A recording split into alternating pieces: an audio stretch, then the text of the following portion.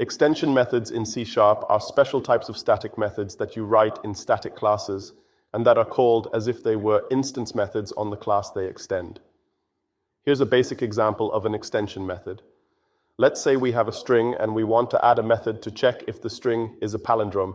Of course, we can't modify the built-in string class, but we can write an extension method.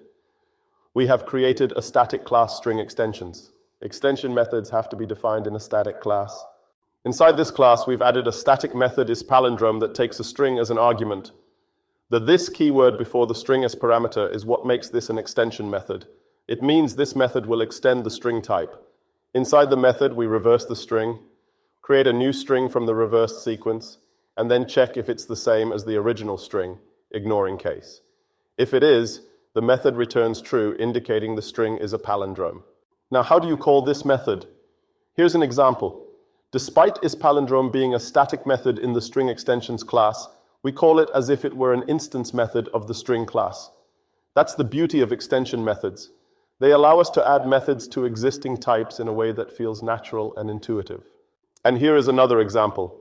This time, let's create an extension method for the list class that will calculate the sum of squares of all elements in the list. In this code, we have a static class called listExtensions.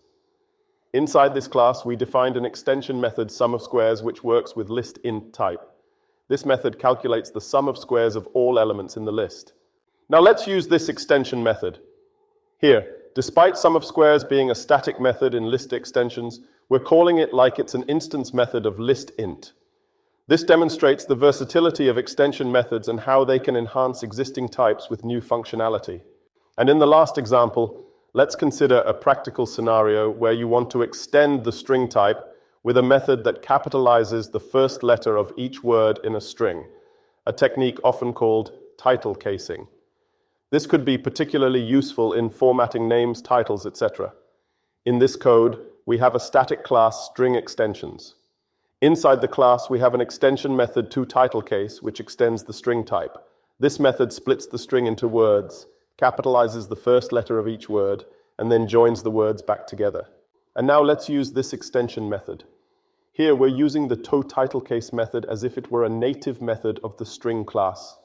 This is a real-world demonstration of how extension methods can augment existing types with new, handy functionality.